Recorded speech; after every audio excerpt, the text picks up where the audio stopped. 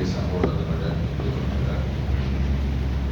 அல்லாஹ் சுப்ஹானஹு வ தஆலாவுடைய மிகப்பெரிய புனிதம் நிறைந்த ரமலான் மாதத்துடைய 6வது தராவீஹ் நிறைவேற்றப்படுகிறது. பகல் காலங்களில் நோன்பு வைப்பதற்கும் இரவு காலங்களில் நின்று வணங்குவதற்கும் அல்லாஹ் தௌஃபீக் செய்திருக்கிறார். பகல் காலத்து நோன்புகளிலேயும் இரவு காலத்து வணக்கங்களிலேயும் ஏற்பட்டிருக்கிற குற்றம் குறைகளை எல்லாம் பெருந்தன்மையோடு மன்னித்ததை கபூல் செய்து கொள்ளுவாராக. மீதம் இருக்கிற நாட்களில் பகல் காலத்து நோன்புகளையும் இரவு காலத்து வணக்கங்களையும் இன்னற்ற அமல்களையும் நிறைவாக செய்வதற்கான வாக்கியத்தை நான் நமக்கு தந்தருவாராக. இப்னு அப்பாஸ் ரலியல்லாஹு தஆலா அன்ஹு திருக்குர்ஆன் விரிவுரையாளர்களின் தலைவர், திருக்குர்ஆன் விரிவுரையாளர்களின் அரசர் என்று இஸ்லாமிய அறிவுலகம் ஏற்றுக்கொண்டிருக்கிற ஒரு மாபெரும் மேதை. தலக்கன் நாசு சலாச ஆயாத்தின் ஃபலம் யஅமலு பிஹின்ன. மனிதர்கள் 3 வசனங்களுக்கு அமல் செய்வதை விட்டுவிட்டார்கள் என்று சொன்னார்கள். அந்த 3 வசனங்களில் 2 வசனங்கள் குறித்து கடந்த நாட்களில் நாம் தெரிந்து வைத்திருக்கிறோம். 3வது வசனம் என்னவென்றால், யா அய்யுஹல்லதீன ஆமனூ லியஸ்தஅதினுக்குமுல்லதீன மலக்கத் ஐமானுக்கும் வல்லதீன லம் யபலுகுல் ஹுலும மின்கும் ஸலாஸ மர்ராத் மின் கப்லி ஸலாத்தில் ஃபஜ்ரி வ ஹீன தضعون ثيابكم من الظهيرة ومن بعد صلاة العشاء ثلاث أوراق لكم. அல்லாஹ் சொல்கிறான், ஈமான் கொண்ட விசுவாசிகளே, உங்களுடைய வீட்டிலே இருக்கக்கூடிய உங்களுடைய வலக்கரம் சொந்தமாக்கி கொண்டவர்கள், அதாவது அடிமைகள், விலை கொடுத்து காசு கொடுத்து வாங்கப்பட்டால் அன்றைக்கு அது அடிமை முறை இருந்தது. அடிமைகள் எப்போது வீட்டில்தான் இருப்பார்கள். வீட்டு வேலைகளை, தோட்ட வேலைகளை எல்லாம் அவர்கள் பார்த்துக் கொள்வார்கள். எப்போதும் வீட்டுக்குள்ளே இருப்பது, வீட்டை சுற்றி சுற்றி வருவது, வீட்டு வேலைகளை பார்ப்பது, ஏவல் வேலைகளை கேட்பது, இதுதான் அவருடைய பணி. இவர்களும் வல்லதின் நம் எவ்வளவு ஒரு குடும்பமின்கும் உங்களுடைய வீடுகளில் பருவ வயதை அடையாமல் இருக்கிற சிறுவர்கள், சிறுமிகள், இவர்களும் 3 நேரங்களில் நீங்கள் இருக்கிற பகுதிக்கு, கணவன் மனைவி இருக்கிற அந்த பகுதிக்கு, அல்லது பெண்கள் மட்டும் ஓய்வெடுக்கிற அந்த பகுதிக்கு வருவதற்கு அவர்களும் அனுமதி வாங்கித்தான் ஆக வேண்டும் என்று அல்லாஹ் பேசுகிறார். அதாவது வேறு மாற்று குடும்பத்தை சார்ந்தவர்கள் அல்ல, அந்நியர்கள் அல்ல, நாம் பெற்றெடுத்த நம்முடைய பிள்ளைகள் தான். அதுவும் வயது வந்தவர்கள் அல்ல, பருவ வயதை அடையாதவர்கள் தான். அவர்களாக இருந்தாலும் சரிதான், 3 நேரங்களில் அவர்கள் என்ன செய்ய வேண்டும்? நம்முடைய இடத்துக்கு வருவதாக இருந்தால் அனுமதி பெற்றுத்தான் வர வேண்டும். இந்த ஒழுக்கத்தை, இந்த நடைமுறையை நீங்கள் பின்பற்ற வேண்டும் என்று அல்லாஹ் பேசுகிறார். அந்த 3 நேரம் என்ன அல்லாஹ் சொல்கிறார்? மின் கபலி ஸலாத்தில் ஃபஜ்ர், ஃபஜ்ர் தொழுகைக்கு முந்தி நீங்கள் படுத்து கிடக்கிற, ஓய்வெடுக்கிற அந்த நேரம். வஹீன ஸலபூன ஸியாபக்கும் மினல் கஹீரத்தி. மதிய வேளையில் கைதூலா என்று ஒரு உறக்கம் இருக்கிறது. அது லுஹருக்கு கொஞ்சம் முன்னால். அந்த தூக்கத்திற்கு பேர் கைதூலா தூக்கம் என்று பெயர். அந்த நேரத்தில் அல்லாஹ்வின் தூதர் ஸல்லல்லாஹு அலைஹி வஸல்லம் கொஞ்ச நேரம் படுத்து ஓய்வெடுப்பார்கள். காரணம் என்னவென்று சொன்னால், இரவிலே கொஞ்ச நேரம்தான் அவர்கள் தூங்குவார்கள், விடிய நின்று வணங்குவார்கள். அதனால் அந்த தூக்கத்தை, அந்த அசதியை ஈடுகட்டுவதற்காக மதியம் லுஹர் தொழுகைக்கு முன்னால் கொஞ்ச நேரம், ஒரு 1/4 மணி நேரம், ஒரு 20 நிமிடம், அதிகபட்சம் போன ஒரு அரை மணி நேரம் படுத்து ஓய்வெடுப்பார்கள். இந்த நேரத்திற்கு, இந்த தூக்கத்திற்கு கைதூலா என்பதற்கு பெயர். இந்த நேரத்தில் தூங்குவதன் மூலமாக இதயம் பலம் பெறுகிறது, ஞாபக சக்தி அதிகமாக ஆகிறது என்று இன்றைக்கு அறிவியல் விஞ்ஞானம் பேசுகிறது. அது தனி ஒரு இது கட்டும். இந்த நேர தூக்கத்திற்கு கைதூலா தூக்கம் என்று பெயர். அதை அந்த அல்லாஹ் பேசுகிறான், வஹீன தபஊன சியாபக்கும் மினல் கஹீரத்தி. மதிய வேளையில் நீங்கள் ஆடைகளை களைந்து அந்த கைநூலா தூங்கத்தில் இருக்கிற அல்லது தூங்காவிட்டால் சும்மாவாக படுத்து கிடக்கிற அந்த நேரம், இது இரண்டாவது நேரம். அதற்கு பின்னால் மேம்பாட்டு சலாத்துல் இஷா, இஷாவுக்கு பின்னால் நீங்கள் படுக்கைக்கு போனதற்கு பின்னால் அங்கே படுத்திருக்கிற இந்த நேரம். இந்த 3 நேரங்களிலேயும் உங்கள் வீட்டிலே இருக்கிற அடிமைகள், அவர்கள் ஆணாக இருந்தாலும் சரிதான், பெண்ணாக இருந்தாலும் சரிதான். இன்றைக்கு வேலைக்காரர் வைத்திருக்கிறோம், ஒரு வேலைக்கார பெண்மணியை வைத்திருக்கிறோம். அந்த பெண்மணியாக இருந்தாலும் இந்த 3 வேளைகளில் நாம் இருக்கிற இடத்திற்கு வருவதாக இருந்தால் அவள் அனுமதி பெற்று வருகிறோம் என்பதை அவள் அறிவித்து விட்டுத்தான் வர வேண்டும். அவர்கள் மட்டுமல்ல, நாம் பெற்றெடுத்த நம்முடைய பிள்ளைகள் பருவ வயதை அடையாதவர்களாக இருந்தாலும் சரிதான், அவர்களையும் என்ன செய்ய வேண்டும், அவர்கள் அனுமதி பெற்றுத்தான் வர வேண்டும் என்று அல்லாஹ் சுப்ஹானஹு வ தஆலா சொல்லிவிட்டு ஸலாசு அவ்ராத்தின் லக்கும், இவையெல்லாம் நீங்கள் உங்களை மறைந்திருக்க வேண்டிய அந்த நேரங்கள் இந்த 3 நேரம் என்பதாக அல்லாஹ் சுப்ஹானஹு வ தஆலா பேசுகிறார். ஏனால் ஃபஜ்ருக்கு முன்னால் படுத்து கிடக்கிற போது ஆடைகள் விலகி இருக்கலாம், மதிய வேளையும் அப்படித்தான். இஷாவுக்கு பின்னால் கணவனும் மனைவி படுத்திருக்கிறார்கள், ஆடைகள் விலகி இருக்கலாம்.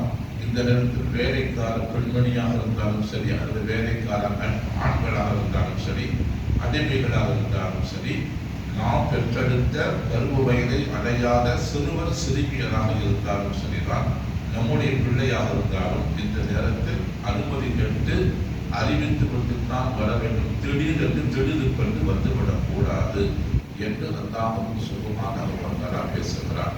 இந்த ஆயத்தையும் மக்கள் இப்போது கடைபிடிப்பதில்லை, இதற்கு அமல் செய்து விட்டுவிட்டார்கள் என்பதாக இப்னு அப்பாஸ் ரலியல்லாஹு தஆலா சொல்கிறார்கள். சகோதரர்கள், கண்ணியத்திற்குரிய சகோதரர்கள், எதற்காக அல்லாஹ் இப்படி பேசுகிறார் என்று சொன்னால், அவர்கள் ஆடைகள் விலகி இருக்கிற நேரமாக இருக்கலாம், அல்லது கணவனும் மனைவியும் தனிமையாக இருக்கிற நேரமாக இருக்கலாம்.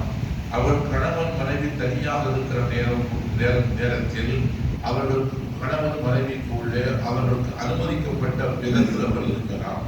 இதையெல்லாம் என்ன செய்யக்கூடாது, இப்படிப்பட்ட காட்சிகளை எல்லாம் வீட்டில் இருக்கிற சிறு குழந்தைகள் கூட, அதாவது பருவ வயதை அடையாத பிள்ளைகள் கூட அந்த காட்சிகளை எல்லாம் பார்க்கக்கூடாது. அப்படி பார்ப்பதன் மூலமாக குழந்தைகளை ஒழுக்கம் கெட்டு போய்விடும் ஒன்று. இரண்டாவது, தாயின் மீதும் தந்தையின் மீதும் அவள் வைத்திருக்கிற மதிப்பு மரியாதை இல்லாமல் போய்விடும்.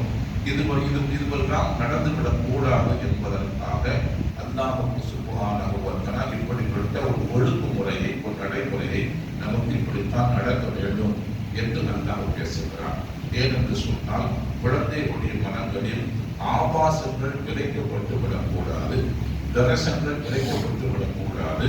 அது சம்பந்தமான காட்சிகள் என்ன செய்வார்கள், அந்த போன்ற காட்சிகளை கண்ணில் படக்கூடாது. அது போன்ற பேச்சுகள் அவருடைய காதில் விழவும் கூடாது.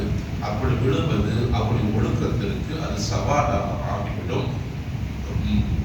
தாயின் மீதும் தந்தையின் மீதும் அவள் வைத்திருக்கிற அன்புக்கும் மரியாதைக்கும் அது கேடு விளைவித்துவிடும் என்பதால் இவைகள் எல்லாம் தெரிந்து கொள்ள வேண்டும் என்று குர்ஆன் பேசுகிற சகோதரர்களே, ஒரு செய்தி, அல்லாஹ்வின் தூதர் ஸல்லல்லாஹு அலைஹி வஸல்லம் அவர்கள் அன்னை உம்மு சல்மா நாயகி ரலியல்லாஹு தஆலா அன்ஹா வீட்டுக்கு வந்தார்கள். உம்மு சல்மா நபி அவருடைய மனைவிமார்களிலே ஒருவர். அங்கே வந்தார்கள். ஒரு படை, தாயிஃபிலே ஒரு யுத்தம் நடந்தது. அந்த யுத்தத்திற்கு ஒரு படையை அனுப்பி வைத்திருக்கிறார்கள். அங்கே உம்மு சல்மா நாயகி ரலியல்லாஹு தஆலா அன்ஹாவுடைய சகோதரர் ஒருவர் அப்துல்லா, அவர் அந்த யுத்தத்திற்கு போயிருக்கிறார். அந்த யுத்தத்திற்கு போய்விட்டு வந்த சமயத்தில் இன்னும் அந்த கனிமத்து பொருட்கள் பங்கு வைக்கப்படவில்லை. அப்போது அந்த வீட்டிலே அந்த நபி அவர்கள் வருகிற போது அங்கே ஒருவர் இருக்கிறார். யார் என்று சொன்னால், அவர் ஆணும் அல்ல பெண்ணும் அல்ல. நாம் அதிகம் பார்த்திருப்போம். குறிப்பாக இந்த லோக்கல் ட்ரெயின்களில் எல்லாம் அதிகமாக என்ன செய்வார்கள், வருவார்கள். அவர்களுக்கு நமக்கு ஒரு பேர் வைத்திருக்கிறோம். அவர்களுக்கு அரபியில முஹன்னஸ் என்று, அவர் ஹுன்சா முஹன்னஸ் என்று அவர்களுக்கு அரபியில பெயர். சகோதரர்களே, அந்த பெண் அப்படி ஒரு ஆண் என்று சொல்வதா பெண் என்று சொல்வதா என்று தெரியவில்லை. அப்படி ஒரு நபர் அங்கே உட்கார்ந்து பேசிக் கொண்டிருக்கிறார். அப்போது உம்மு சல்மா நாயகி ரலியல்லாஹு தஆலா அன்ஹா அவர்களுக்கு சொல்லுகிறார், உங்களுடைய தம்பி இந்த யுத்தத்திற்கு போயிருக்கிறார், கனிமத்து பொருள்கள் அங்கே குண்டு வைக்கப்படும், அதுபோல முஸ்லிம்கள் வெற்றி பெற்று விடுவார்களே ஆனால் அங்கே இருந்து வருகிறவர்கள் கைதிகளாக பிடிக்கப்படுவார்கள். கைதிகளாக கைது செய்யப்படுகிற பிடிக்கப்படுகிறவர்கள் முஸ்லிம்களுக்கு மத்தியில் அடிமைகளாக பங்கு வைக்கப்படுவார்கள். அப்படி பங்கு வைக்கப்படுகிற போது அங்கே வாதியா இப்னத் கைலான் என்று தாயிஃபிலே ஒரு பெண்மணி இருக்கிறார். கைலாவுடைய மகள் வாதியா ஒரு பெண்மணி, சரைப்பற்று உள்ள பெண்மணி, பார்ப்பதற்கு கொழு வந்து இருப்பாள் என்பதை என்ன சொல்கிறார் சொன்னால், தொகு மீது அல்படி ஒரு துது மீது சமாளி என்று சொல்கிறார் என்றால், வருகிற போது 4 வருவாள், போகிற போது 8 போவாள் என்று இதற்கு இந்த வார்த்தைக்கு இப்படித்தான் பொருள். அப்படி என்ன சொல்ல வருகிறார் என்று சொன்னால், கொஞ்சம் உடல் பருமனாக இருக்கிற பெண்மணிகளுக்கு வயிற்று பகுதியிலே மடிப்பு விழுந்திருக்கும், அதுபோல முதுகு பகுதியிலேயும் மடிப்பு விழுந்திருக்கும். இதையெல்லாம் பார்க்கிற போது திட்டாக தெரியும். அதையும் சொல்லுகிறார், முன்பக்கமாக பார்க்கிற போது 4-5 மடிப்புகள் இருக்கும், அது 4 குன்றுகள் வருவது போல் இருக்கும், பின்னால் பார்த்தால் 8 குன்றுகள் போவது போல் இருக்கும். இப்படி அந்த பெண்ணுடைய உடல் அமைப்பை இப்படி வர்ணித்து சொல்லிவிட்டு, இப்படி அங்கே உள்ள கைதிகள் பங்கு வைக்கப்படுகிற போது உங்களுடைய சகோதரருக்கு நான் சொல்லுகிறேன், அந்த பாதியா இப்னத் கைலான் இருக்கிறாளே அந்த பெண்மணியை பங்காக நீங்கள் கேட்டு வாங்குங்கள் என்று அங்கே இருக்கிற ஒரு பெண்மணியினுடைய உடல் அமைப்பு குறித்து இப்படி பேசிக் கொண்டிருக்கிற போது நபி ஸல்லல்லாஹு அலைஹி வஸல்லம் வீட்டிற்குள்ளே வந்தார்கள்.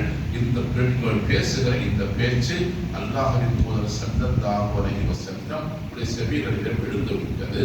ஸல்லல்லாஹு அலைஹி வஸல்லம் அதுவரைக்கும் அவர்களை பற்றி என்ன நினைத்துக் கொண்டிருந்தார் என்று சொன்னால், பெண்ணுடைய உடல் அமைப்பின் மீதும் ஆணுடைய உடல் அமைப்பின் மீதும் ஆசை இல்லாதவர்கள், பால் உணர்வு இல்லாதவர்கள் இவர்கள் என்பதாக அவர்களை குறித்து ஸல்லல்லாஹு அலைஹி வஸல்லம் எண்ணம் வைத்திருந்தார்கள்.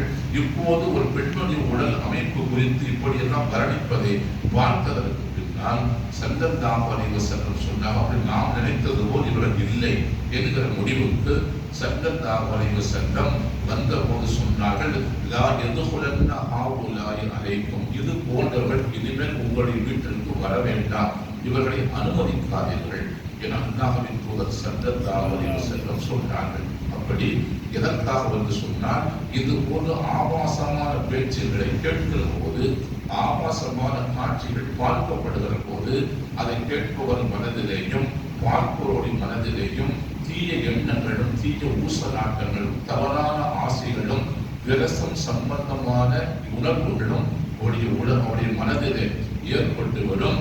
அப்படி ஏற்படுவதற்கு எதையெல்லாம் காரணமாக இருக்கிறதோ அதுவெல்லாம் தவிர்க்கப்பட வேண்டும்.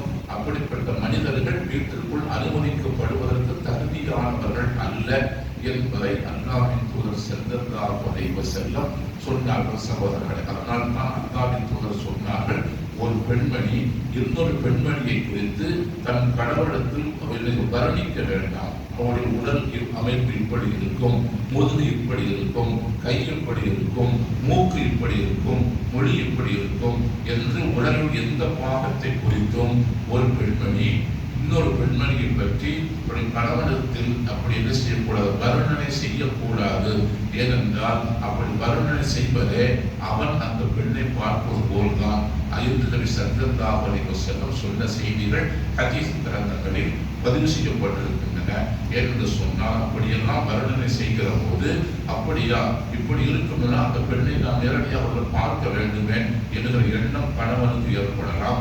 இல்லை, ஒரு பெண்மணியை குறித்து கணவன் இன்னும் தன்னுடைய மனைவியிடத்திலே இப்படி விவரமாக இப்படி வர்ணனை செய்தால் அந்த பெண்ணுக்கும் கூட ஒரு ஆணை பற்றி விமர்சனம் செய்கிற போது அப்படியே அவனை நாம் பார்க்க வேண்டுமே என்கிற எண்ணம் இவளுக்கும் ஏற்படலாம். அதனால் இப்படியெல்லாம் நீங்கள் செய்து கொள்ள வேண்டாம் என்று நபி ஸல்லல்லாஹு அலைஹி வஸல்லம் ஏன் சொன்னார் என்று சொன்னால், தவறின் பக்கம் தவறு செய்யக்கூடாது என்பது இரண்டாவது பட்சம். ஆனால் அந்த தவறின் பக்கம் இழுத்து கொண்டு போகிற அந்த தவறான எண்ணங்களை உருவாக்குகிற இது போன்ற நிகழ்வுகள், பேச்சுகள் இவைகளெல்லாம் முதலில் தவிர்க்கப்பட வேண்டும். அதை தவிர்க்கப்பட்டாலே நிறைய குற்றங்கள் குறைந்து போய்விடும், தீய ஆசைகள் மனதில் இல்லாமல் போய்விடும் என்பதை அல்லாஹ்வின் தூதர் ஸல்லல்லாஹு அலைஹி வஸல்லம் சொன்னார்கள் சகோதரர்களே. அதனால் தான் அதன் அடிப்படையில் தான் அல்லாஹ்வுக்கு சுப்ஹானஹு வ தஆலா சொல்லுகிறான், ஃபஜ்ருக்கு முன்னாலேயும் லுஹர் நேரத்திலேயும் இஷாவுக்கு பின்னாலேயும் நீங்கள் ஓய்வு எடுக்கிற அந்த நேரங்களில் உடைய ஆடைகள் விலகி போயிருக்கலாம். அந்த சமயத்தில் நீங்கள் பெற்றெடுத்த உங்களுடைய பிள்ளைகளாக இருந்தாலும் சரிதான், அதுவும் அவர்கள் பருவ வயதை அடையாதவர்களாக இருந்தாலும் சரிதான், உங்களிடத்திற்கு வருவதாக இருந்தால் அனுமதி பெற்றுத்தான் வர வேண்டும். இந்த ஒழுங்கு நடைமுறையை நீங்கள் கடைபிடிக்க வேண்டும் என அல்லாஹ்வுக்கு சுப்ஹானஹு வ தஆலா இந்த வசனத்தில் பேசுகிறார். 3 வசனங்களுடைய அமல்களை இந்த மக்கள் விட்டுவிட்டார்கள் என்று இப்னு அப்பாஸ் ரலியல்லாஹு தஆலா அன்ஹு அவர்கள் சொல்லுகிற அந்த 3வது வசனம் இது என்பதை நாம் கவனிக்க